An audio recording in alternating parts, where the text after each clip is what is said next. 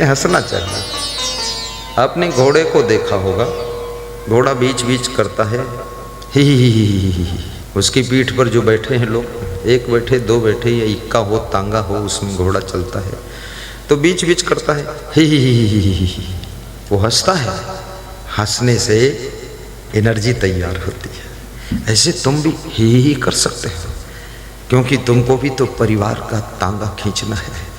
परिवार का तांगा खींचते खींचते तुम तंग हो गए हो, तो ही कर दिया करो तो एनर्जी बन जाएगी।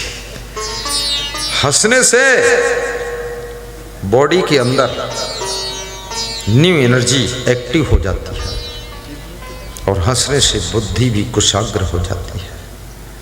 और एक बार हंसने से नहीं, हर आधा घंटे में हंसो, और खुश तो हमेशा ही रहो। दुनिया में तुम्हारा कुछ नुकसान तो है ही नहीं। उस समय की सोच लो, जब तुम्हारा जन्म हुआ था तब न तुम्हें ज्ञान था, न बुद्धि इतनी थी, न शरीर इतना बड़ा था। आज तुम्हारे पास क्या नहीं है? इतना बड़ा परिवार है भरा पूरा, इतना बड़ा घर है, यहाँ भी घर है, रायपुर में भी घर है, दुकान भी है, गाड़ी भी है, लाड़ी भी है, साड़ी भी है, खेती बाड़ी भी है, सब कुछ है, और फिर भी तुम खुश नहीं रहते हो। तो क्या करूं? मैं इसलिए इंजेक्शन मार देता हूं कि तुम खुश हो जाओ। क्या कमी है?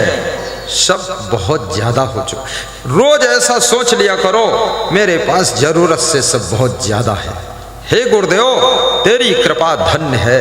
हे प्रभु, तेरा आशीर्वाद बरस रहा है। जो नहीं चाहिए था वो भी हो गया है, और जितना चाहिए थे उससे 1000 गुना ज्यादा हो गया है, और तेरे आशीर्वाद से बढ़ता ही जा रहा, बढ़ता ही जाएगा। मैं खुश हूँ, तृप्त हूँ, संतुष्ट हूँ, और तेरे आशीर्वाद से सेवा करता रहूंगा, और परिवार को सुखी रखूंगा। ऐसा माँ का रिश्ता क्या होता है? मंदिरों में जाकर के चिल्लाते हैं लोग, हे अम्बा मैया, हे जगदम्बा, हे दुर्गा, हे माई दाई। लेकिन जो अपने घर में अम्बा रंभा जगदम्बा का रूप लेकर माँ बैठी है, उसको भूल गए हैं।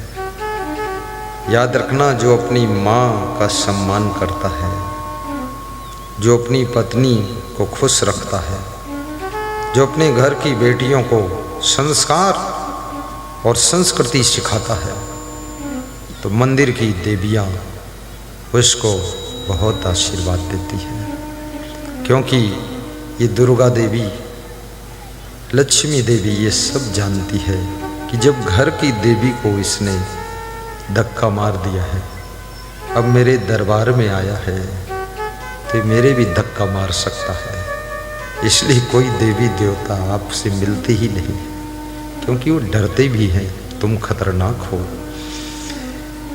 दुनिया भर के देवताओं की तुम पूजा करते हो, लेकिन आपके पूज्य बड़े भाई, आपके पूज्य पिताजी, आपके रिश्ते में जो पूज्य हैं, उनका अगर सम्मान करते हो, सभी देवता भरपूर आशीर्वाद देते हैं।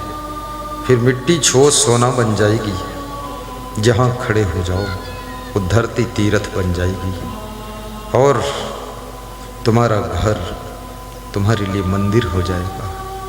तुम्हारा कर्म ही धर्म बन जाएगा, और तुम जब सोओगे तो वही दंडवत प्रणाम का फल देगा। और तुम जब हंसोगे तो याद रखना, तुम्हारी हंसी में भी फूल झरेंगे, और पूरा संसार खुश हो जाएगा। अपने आप को निर्मल बनाइए, और अपने घर के सदस्यों का ख्याल भी रखिए, उनको अनुशासन में भी रखिए, और स्वयं को बच्चा ही मत समझिए। आप अगर बोलना सीख गए तो बच्चे नहीं हैं, चलना सीख गए तो बच्चे नहीं हैं। आप कुछ मांगना सीख गए कि मुझे पेंट चाहिए, मुझे ये चाहिए, वो चाहिए, तो बच्चे नहीं आप हैं। जहाँ चाहिए सीख गए हो, अब तुमको कुछ करना भी चाहिए, क्योंकि ये कर्म मनुष्य के जीवन का श्रृंगार है। भगवान कृष्ण बचपन में गौएं चराने जाते थे। भगवान राम गुरु वशिष्ठ के यहाँ गाय को स्नान कराते थे, जंगल से लकड़ी तोड़ कर लाते थे। विश्वामित्र के चरणों में भगवान राम पूजा के लिए फूल तोड़ने जाते थे। जब जनकपुर में पुष्प वाटिका में फूल तोड़ने गए, फूल तोड़ते समय राम को पसीना आ गया। सीता जी देवी मंदिर में पूजा करने आई थी। सीता की सखियों ने कहा कि तुम्हारे योग्य वर तो यही दिखाई दे रहे हैं। राजा जनक ने क्यों धनुष तोड़ने का प्रण लिया है? फालतू, अगर ये तो तोड़ भी नहीं पाएंगे लग रहा है, क्योंकि फूल तोड़ने में तो पसीना आ रहा है, तो धनुष तोड़ने में इनका पता नहीं क्या हाल हो। तो ये धनुष तोड़ने का लफड़ा क्यों रखा है? सीधे विवाह इनसे कर देना चाहिए, तुम्हारे योग्य वर है। सीता जी मुस्कुराती हैं और उनको चिंता हो जाती है। वास्तव में ऐसा व्यक्तित्व, ऐसी प्रतिभा, ऐसा सुंदर स्वरूप, ऐसा गुणज्ञ और ऐसा कलाकार पहली बार मेरी दृष्टि में आया है। हे देवी, यही मेरे पति बने, फूल तोड़ पाए न तोड़ पाए, पर धनुष इनसे टूटना चाहिए। राम जी धनुष छूते हैं, टूट जाता है। सीता जी खुश हो जाती हैं, तालियां बज जाती हैं। आए हुए सब राजकुमार सोच में पड़ जाते हैं कि छोटा सा बालक धनुष कैसे तोड़ देता है। याद रखना, जीवन में जहाँ विशेष गुण होते हैं, विशेष कलाएं होती हैं, सफलता वहाँ पर चरण चूमती है। अपने अंदर कुछ और चिंता की जरूरत नहीं है। नई नई कलाओं को विकसित करो, नए नए गुणों को अपने अंदर विकसित कीजिए। जितना अधिक तुम्हारे अंदर गुण होंगे, जितना ज़्यादा तुम्हारे में कलाएं होंगी, उतना ज़्यादा तुम्हारा विकास होगा, उतना ज़्यादा तुम्हारा सम्मान होगा, उतना ज़्यादा तुम्हें हर जगह योग्य स्थान मिलेगा। कलाकार बनो, कलह कलेश मत करो, होशियार बनो, समझदार बनो, मैच्योरिटी होना चाहिए। हल्कापन मत रखो, गंभीरता रखो, धैर्य भी रखो, सहनशीलता भी रखो, प्रसन्न भी रहो, दूसरों का आदर भी करो। स्वयं के सम्मान की ख्वाहिश मत रखो, सबको सम्मान दो। सब ही मान प्रदे आप अमानी। सबका सम्मान करने वाले का धरती पर कहीं अपमान नहीं होता है, और जो दूसरों का अपमान करता है उसका कहीं न कहीं अपमान जरूर होता है, अपमान जरूर होता है। इसलिए दूसरों को सम्मान दीजिए। माताओं बहनों का हमेशा लिहाजा लीजिए, आदर रखिए। कभी आप बस में जा रहे हैं, कोई माता बहन खड़ी है, उसको सीट दे दीजिए, आप खड़े हो जाइए। उसकी आत्मा से तुमको आशीर्वाद मिलेगा, तुम बस के मालिक बन जाओगे। याद रखना, जो नारियों का हमेशा आदर करता है, लिहाजा रखता है, रिस्पेक्ट करता है, इनकी मर्यादाओं को तोड़ता नहीं है, वो व्यक्ति, ऐसी कोई उसकी मनोकामना नहीं है जो पूरी ना हो। और जो रोज प्रवचन सुनता है, सत्संग का रसिक है, ज्ञान को ध्यान से सुनता है, उसके जीवन के दुख अपने आप सुख में बदलना शुरू हो जाते हैं। उसकी बीमारियां भी दूर होने लग जाती हैं। गुरु कृपा से उसको हर तरफ से सफलता मिलने लग जाती है। मेरे पास कल फोन आया कमल साहू खपरी धमतरी से, बोले गुरुदेव मेरा पूरा गांव आश्चर्य में पड़ा है। गांव में बहुत लोग सर्विस करते हैं, मेरे पास सर्विस भी नहीं है, खेत भी छोटा है, मेरा पिताजी बहुत मस्त मौला है, वो काम में ध्यान कम देता है, और मैं जो है एक छोटी दुकान है किराना की। आपको मैं भगवान से भी ज़्यादा मानता हूँ। गुरुदेव लोग कह रहे थे कि तेरे पुत्री हुई है, पुत्र नहीं होगा। मैंने कहा अगर असंग देव में श्रद्धा मेरी है तो होगा जरूर। बोले पुत्र भी हो गया और 3-4 ट्रक भी हो गए और 10-12 लाख की नई कार लाया हूँ। अब आप बताओ और उन्नति करूं क्या? तो हमने कहा और ट्रक ले लो 2-4। धन कमा तो इतना कमा कि धन कमाने की हद कर दे। धन कमा तो इतना कमा कि धन कमाने की हद कर दे। अगर पीढ़ी दर पीढ़ी से घर में गरीबी है तो उस गरीबी को भी तू रद्द कर दे, गरीबी को भी तू रद्द कर दे। जय जय जय। मध्य प्रदेश डिस्ट्रिक्ट देवास की महान भक्त श्री विक्रम सिंह का फोन आया सुबह।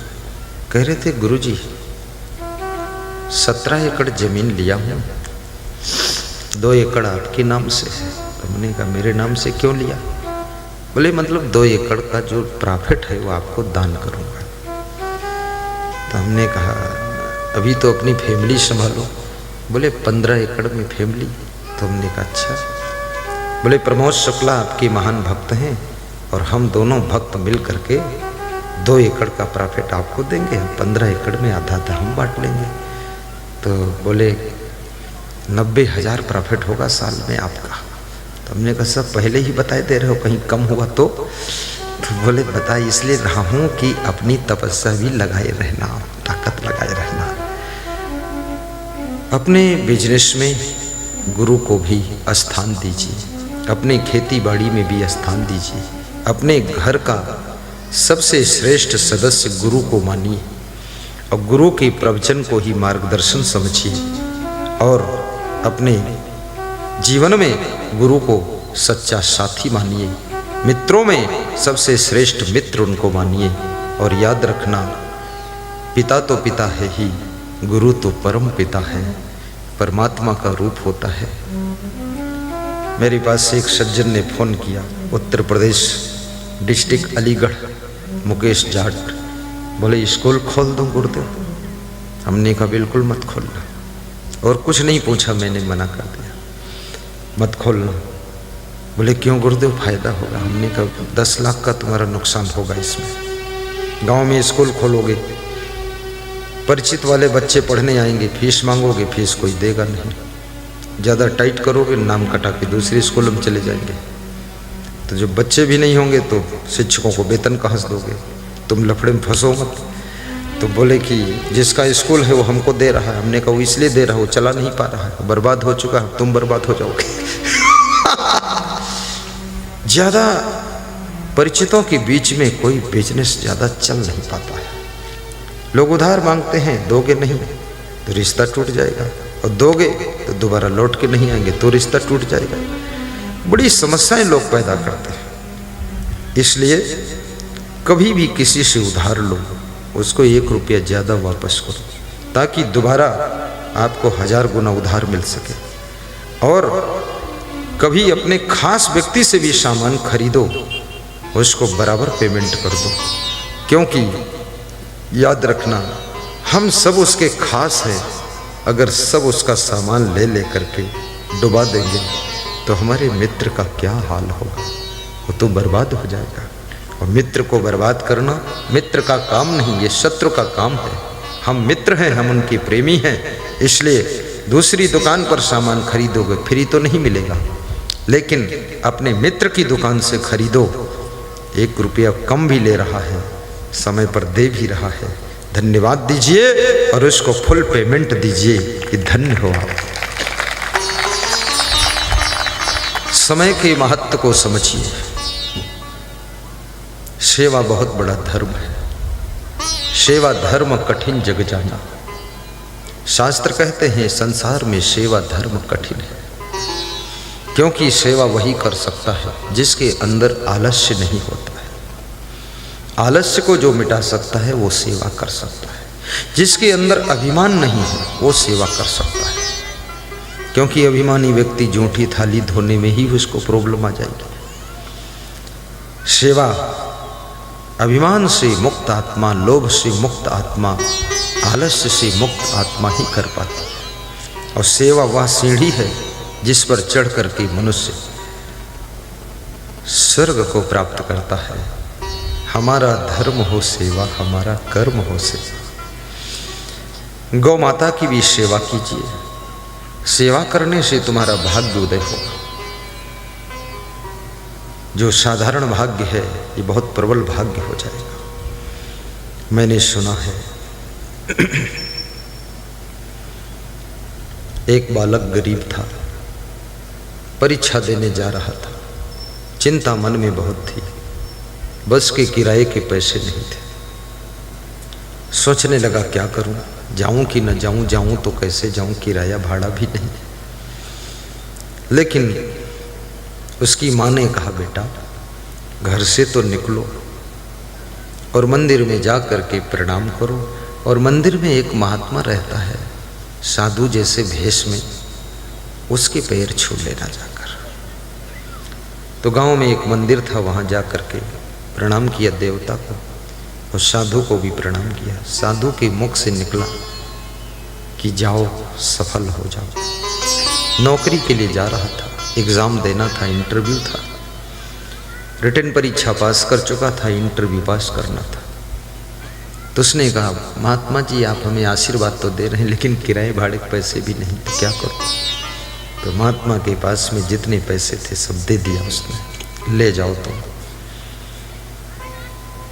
महात्मा के पैसे लेकर वो गया, इंटरव्यू दिया, इंटरव्यू में पास हो गया, सिलेक्शन हो गया। वहाँ से लौट कर आया, महात्मा जी से फिर नहीं मिला, न मंदिर पे गया। 2-4 दिन तो खुशी मनाता रहा, माँ के पास रहा।